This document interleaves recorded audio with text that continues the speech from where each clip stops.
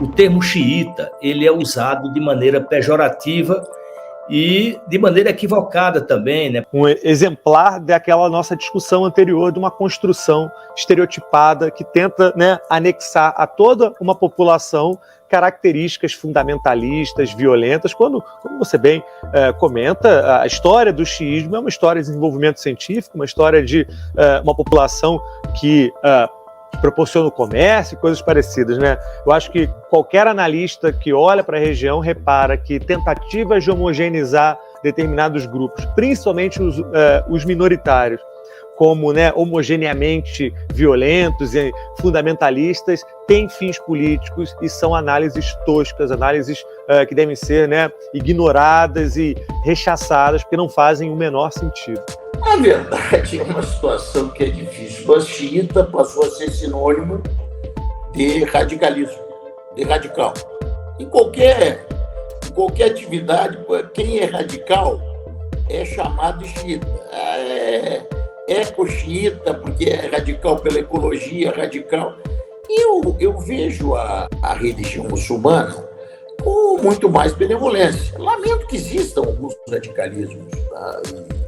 E hoje os vejo até distantes do segmento xiita, da religião muçulmana, que fazem esse radicalismo causa um mal imenso à imagem dessa religião, que na verdade é uma religião de paz, uma religião onde Jesus é um dos profetas.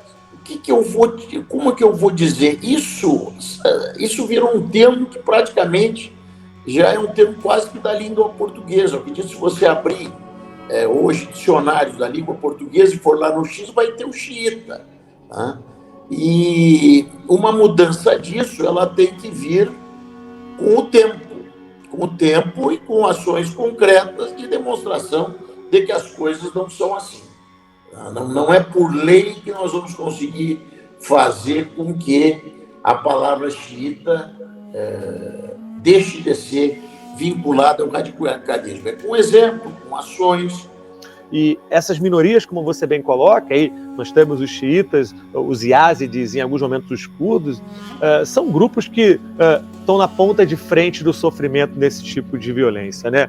Quando estados iniciam processos de perseguição, normalmente o que a gente vai reparar são as minorias sendo perseguidas. E eu gosto de enfatizar, Said, que nós temos múltiplas perseguições, né, que têm que ser levadas em consideração. Eu tenho, obviamente, a perseguição material, a violência física, o assassinato, né, que é horrível, que é o apagamento dos indivíduos, a perseguição.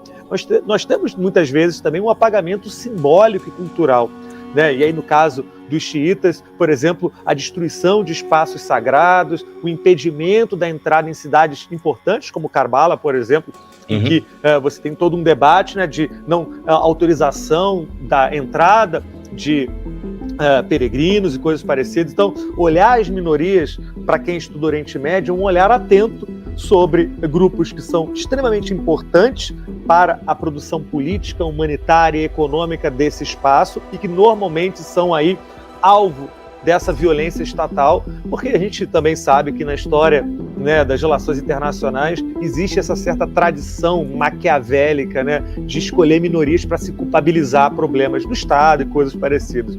Como você bem coloca, né, a xiita muitas vezes é usado como adjetivo de fundamentalista. Não faz o menor sentido, como você bem colocou, os principais grupos terroristas do mundo não são xiitas, né? Então, não faz a menor colocação, mas tem fins políticos, é uma visão orientalista.